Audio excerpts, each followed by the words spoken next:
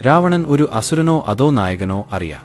കറുത്ത നിറമുള്ളവരെ സവർണ സമൂഹം രാക്ഷസന്മാർ എന്ന് മുദ്രകുത്തിയിരുന്ന കാലം ദ്രാവിഡരും ആര്യന്മാരും വ്യാപിക്കുന്നതിനു മുൻപ് തന്നെ എത്തിസ് എന്ന ആദിവാസി സമൂഹം കൊടും കാടായിരുന്നു ലങ്കയിൽ ആദ്യകാലം മുതൽക്കേ താമസിച്ചിരുന്നു. ശിവനായിരുന്നു അവരുടെ മുഖ്യദേവൻ. എന്നാൽ ആര്യന്മാരുടെ അധിനിവേശം മൂലം ഗോത്രമൂപ്പനായ സുമാലി പ്രാണഭയത്താൽ തന്റെ പെൺമക്കളെയും പ്രജകളെയും കൂട്ടി ഒളിവിൽ പോയിരുന്നു. അക്കാലത്ത് വിശ്രവസ് എന്ന മഹാമുനിക്കും ദേവപത്മിനിക്കും വൈശ്രണ്ണവൻ എന്ന പുത്രൻ ജനിച്ചു. വിദ്യ കൊണ്ടും സമ്പത്ത് കൊണ്ടും ശക്തനായ അവനെ ഒരു പുഷ്പക വിമാനം നൽകി ആശീർവദിച്ചു.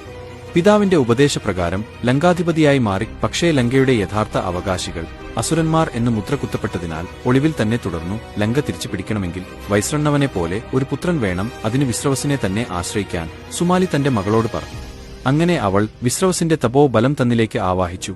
അവളുടെ ആകർഷണ ശക്തിയാലും നിർബന്ധം മൂലം അവർ ഒന്നായി. ബ്രഹ്മശ്രീക്കും ആദിവാസി യുവതിക്കും ഒരു പുത്രൻ ജനിച്ചു. പേര് ദശമുഖൻ. ഒരു ചെറുകുടിലിൽ വിശപ്പും അവഗണയും ഏറ്റായിരുന്നു ദശമുഖന്റെ ജീവിതം. അവന്റെ ഏക സമ്പാദ്യർ അമ്മ പകർന്നു നൽകിയ ആളിക്കത്തുന്ന അടങ്ങാത്ത ലങ്കയോടുള്ള അഭിലാഷം ലങ്കാധിപതിയാക്കുക, തന്റെ സമൂഹത്തെ ഭയം ഇല്ലാതെ സ്വദേശത്തേക്ക് കൊണ്ടുവരിക, അതിനായി ഏതുവിധേനയും വിദ്യ നേടും. ദശമുഖൻ ഒരു ഉത്തമനായ ഗുരുവിനെ തേടി നടന്നു. അവസാനം ഗുരുവിനെ കണ്ടെത്തി. അങ്ങനെ ഗുരുമുഖത്തു നിന്നും എല്ലാം പഠിച്ചെടുത്തു.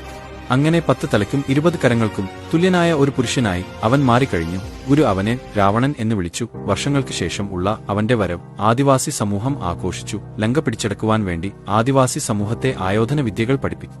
ശേഷം വൈശ്രണ്ണവനുമായി യുദ്ധം ചെയ്ത് ലങ്കയെയും പുഷ്പക വിമാനത്തിന്റെയും അധികാരം പിടിച്ചെടുത്തു. അങ്ങനെ നാടിന്റെ യഥാർത്ഥ അവകാശികൾ തിരിച്ചെത്തി. അദ്ദേഹത്തിന്റെ ഭരണകാലത്ത് ലങ്കയിൽ പട്ടിണി എന്തെന്ന് പ്രജകൾ അറിഞ്ഞിട്ടില്ല.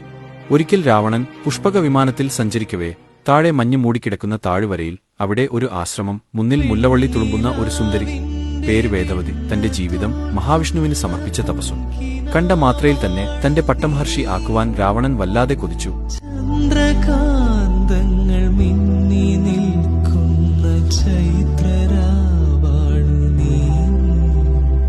ഉത്സവത്തിൽ മന്ത്ര കേളി മന്ദിരത്തിങ്കൽ മഴ തുള്ളി പൊഴിക്കും മുകിൽ പക്ഷിയുടെ നടനം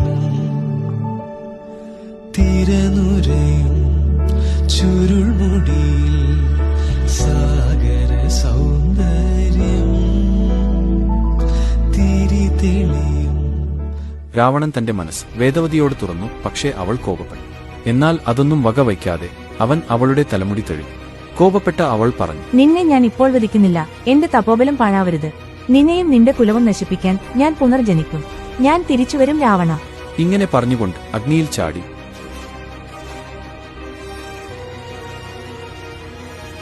ഞാൻ തിരിച്ചുവരും രാവണ.